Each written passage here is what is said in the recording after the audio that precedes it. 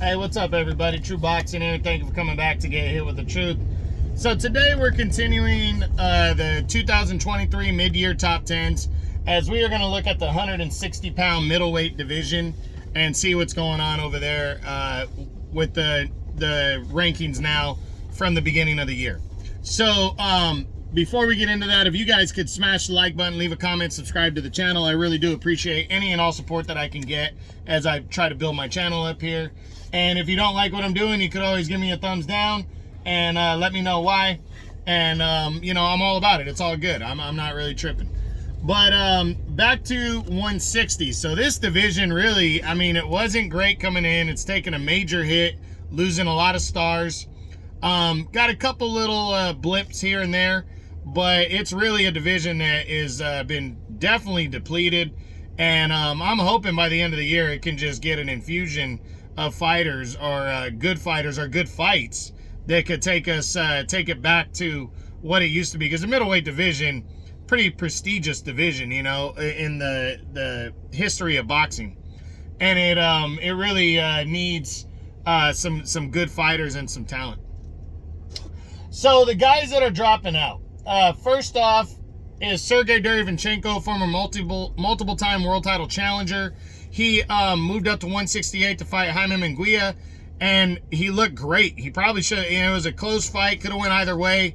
I believe because there's more stars there and he's an older fighter, that he has no desire to return to 160. So I'm predicting that he is going to be fighting here at he's not going to be returning to 160. Next to drop out was former two-time WBA champion Ryota Murata of Japan. He retired. He was number 8. He you know, took that L against Triple G back in was it last year?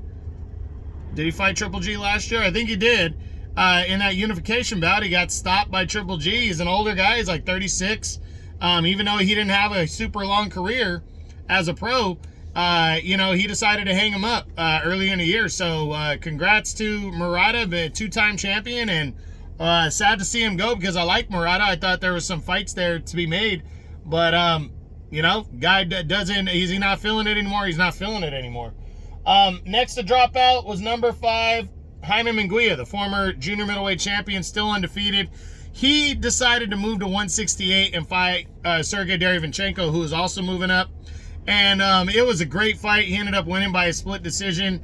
And just because there's more fights there, he says that's where he's going to be fighting. So that's what it looks like now. And, you know, I don't see him returning to 160 pounds where there's not as many big fights, you know, and fights to be made. So, yeah, I'm not seeing it.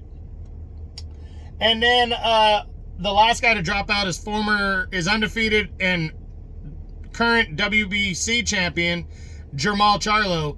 He is inactive, and that's why he's dropping out. He still has not scheduled a fight. It's been 2 full years since he's fought, and I might have left him ranked if he had taken the fight with Canelo, which was offered to him. But, you know, I respect his decision to say, hey, look, I'm not ready for Canelo right now. I'll fight him later or whatever. And his brother ended up getting offered to fight. I respect that because he wouldn't have been ready for Canelo, or as ready as he's going to be. To be honest, I think he's going to get his ass whipped no matter when he fights Canelo. But if he wanted to be more ready, he did the right thing, in my opinion. But, you know, I don't know what the hell he's going to do next. Apparently, he's got a bunch of personal shit going on. And I have no idea when he's going to be returning to the ring. Hopefully, we hear something soon. But, you know, I'm not going to hold my breath on him. And he's definitely dropping out after a 2-year layoff. I kept ranking him, and I got tired of ranking him. So he's dropping out for now. We'll see where he's at by the end of the year. But now into the top 10. Number 10 is Liam Williams of the United Kingdom, former world title challenger. You know, he previously was not ranked. He hasn't fought this year, just based on what he's done and who he's done it against, like Liam Smith in particular, fighting a good fight against him the first time. and then losing, I think he fought to a draw or he lost a close decision, and then Liam Smith beat him the second time at 154, and then also fighting Demetrius Andre Tough a couple years back for the WBO title. That's why Liam Williams is ranked at number 10, but he really hasn't done anything recently. But just based on his resume, I kept him at number 10. So his highest ranking is number 10 by the WBC. So I'm not sure if we're going to be seeing him in anything spectacular anytime soon. I mean, Felix Cash is also from the United Kingdom. And you never know. I mean, he's an undefeated fighter on the rise. Maybe he'd be down to fight Liam Williams in an all, British affair. But I don't know, to be honest. Number 9 is Felix Cash, the undefeated middleweight. He, nothing out of him on what he's doing next. He's number 5 by the WBO is his highest ranking. He was previously tied for 10th. He moves up to 9th. Again, hasn't done anything at all this year so far. I'm hoping we see him do something soon, and announce something. But maybe he can get the title shot against Janabek, Alan Kanuli. Who knows? But really, I've heard nothing on Felix Cash. Number 8 is the now former world title challenger, Esquiva Falcao from Brazil. He technically is still the IBF's number 1 contender, but he just fought on July 1st last Saturday, and I waited to do the mid-year top 10s until that fight was at least over, and he came up short, losing a decision. But it was a fight where he went to his, against Vicente Galtieri for the vacant title. He went to his home country, and a lot of people thought that fight could have went either way, and it was very close. So I'm going to give Falcao the benefit of the doubt in a depleted division and say that, hopefully he gets a rematch with Galtieri, or he can get right back in the mix right away. Maybe he takes a title shot against Janabek since they're both ranked. They're both with top rank, but we'll see. Coming off that loss, we'll see how he bounces back for the end of the year. Number 7 is the newly crowned IBF champion, Vicente Galtieri. As I said, Galtieri on July 1st fought Esquiva Falcao and came up with a unanimous decision win in a fight that was close according to anybody that was not from Galtieri's country. But be that as it may, Galtieri's the new IBF champion. We're going to see what he does next. According to IBF rules, you have to fight your mandatory after winning a vacant title. So we'll see who he gets in the ring next, or we'll see if potentially a unification bout can be made with Janabek Alan Kanuli, since Galtieri just kind of co-promoted with Top Rank in a way, because that's where Falcao is from, is Top Rank. But we'll see what goes down. But Galtieri definitely has made a splash, and he's at the party now. So in a wide open division. So we'll see what happens moving forward. Number 6, remaining number 6 is former world title challenger Chris Eubank Jr. Chris Eubank came in the year with a big fight against Liam Smith on the board. He was the favorite coming in, and surprisingly, a guy that's had a great chin his whole career, he got caught in the 4th round and knocked out against Liam Smith, surprisingly. And now that's kind of, there's been a postponement, and they were supposed to have a rematch in May. It got postponed. They were supposed to fight in July this month. It got postponed again. But I'm hearing that Eubank, the rematch with Smith, is going to happen, and it's likely going to happen in September, even though there were rumors of his big legacy rivalry with Conor Benn.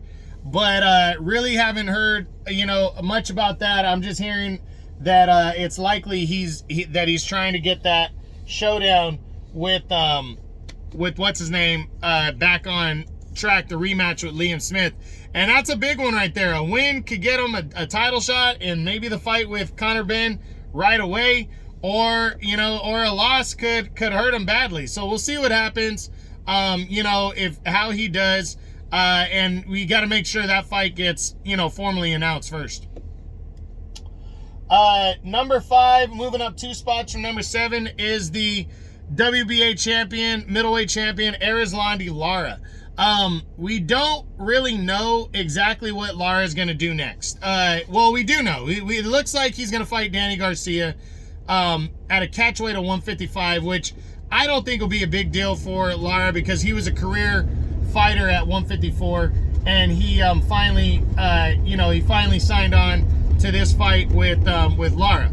But with Danny Garcia, and that's supposed to be formally announced very soon. I personally think he wins that fight, and then he would have a mandatory due against Australian Michael Zarafa. But he got upgraded to full champion when Triple G decided to give up the belt, and now it's right there for him. It's right there for him to be towards the top of the division. A win over Danny is just going to keep him locked into top 5, in my opinion. He probably won't fight Zarafa until first half of next year, so I'm not sure when he's going to make his move to the top. But in a wide open division like this, in a depleted division, just keeping those money fights coming in is all that matters. So we'll see what happens. I think he's just going to get Danny, and that's going to be his only fight this year. And we'll see what happens after that. If he wins or loses, if he looks good, if he looks bad, we just got to wait and see. Number 4 is former junior middleweight champion Liam Smith. Liam Smith, currently ranked number 2 by the WBO. He got the crack at Chris Eubank in January in a fight that a lot of people thought he was going to lose, myself included. And he went out there and shocked the world, knocking Chris Eubank out in 4 rounds. Him beating Eubank, I don't think was the shock. I think the shock was that he stopped Eubank and stopped him in 4 rounds. That was the shock. Caught him cold. He looked stronger at 154, kind of taking a page out of his brother Callum Smith's book of looking better as he moves up. And the veteran, that was a great performance. He was supposed to have a rematch with Chris Eubank in May. It got postponed. Supposed to fight him in July, and that didn't happen. Again, word around the campfire is he's going to fight Eubank in September, but haven't heard anything official on that yet. We know he was ordered to fight Janibek for the WBO title, but then the rematch by Chris Eubank, he had to honor that one. So a lot of moving pieces around Liam Smith, but I do believe he'll fight Chris Eubank again. Depending on how he were to lose in that rematch, if he does lose, I don't think it's going to hurt him all that much, especially in a wide open division. But we'll see. We'll see how it all works out and all shakes out. But I really like him a lot. I'm a fan of Liam Smith and the Smith family, and I hope he gets, he's at least highly competitive in that fight in the rematch against Chris Eubank, and I think he will be.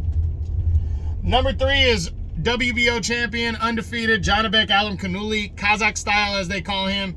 He is the reigning WBO champ. He took on Stephen Butler of Canada in a kind of a stay busy fight, and he destroyed Stephen Butler in 2 rounds, knocked him out, retained his WBO title. We really have no clue what he's gonna do next, but it looks like a potential unification with the Esquiva Falcao is now pushed to the back burner because Falcao, who's with Top Rank, lost to Vicente Gualtieri for the vacant IBF title. We don't know if a unification is possible now, as originally thought it might be. Then he, there's the fight with Liam Smith, as I just said, got taken off the table because Liam Smith has to honor the rematch clause of Chris Eubank. But there is the possibility that Triple G Gennady Golovkin, also from Kazakhstan, gets a huge all-Kazakh fight with Janibek because, Triple G is number 1 in the WBO right now. So I was kind of surprised by that the WBO ranked him so number 1. I personally don't feel like that's going to happen, but I think the fact that he's ranked number 1 means it could happen. And Triple G, I think, we'll talk about him in a minute, but Janibek, kind of up in the air, but I also heard that a rematch with Denzel Bentley, who he defeated last year in kind of unspectacular fashion by unanimous decision, a rematch with him's on the table, but I hope not, because I don't see a point in that. Unless Janibek just wants to go in there and knock him out, but the guy's not really a name, so that would be the only reason. But hey, desperate times calls for desperate measures, and you know, he might just take on that fight just to get a knockout and leave no doubt, but we'll see. Number 2 is the WBC interim champion Carlos Adames. Adames returned in June and took on Julian J-Rock Williams. Stopped him in 9 rounds. J-Rock was competitive, you know, but Adames was winning the fight. I didn't feel like it was a bad stoppage or like the Rolly Romero Barroso stoppage. Maybe you could have let J-Rock go on a little longer, but I really think he was going to get hurt and stopped anyways. But so I don't blame the ref for stopping it, but Adames is just waiting around to see what the WBC decides on Charlo. I hope they light a fire and strip Charlo and upgrade Adames to full champion so he can start making bigger fights, especially in a depleted division. But we'll see what happens. But I do believe we'll see Adames again before the end of the year. I just hope it's against a very credible opponent. And finally, still number 1 by default is former 2-time middleweight champion of the world, former 2-time unified middleweight champion, Triple G, Gennady Golovkin.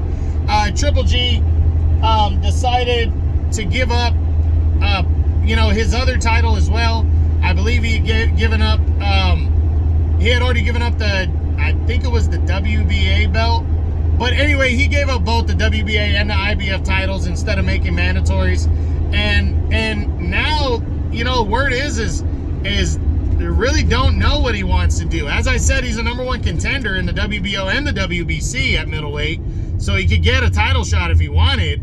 But, you know, there's talks that he's interested in 168, or he might be contemplating retirement, you know. And I know there's fights on the table like John Ryder at 168 and Jaime Munguia.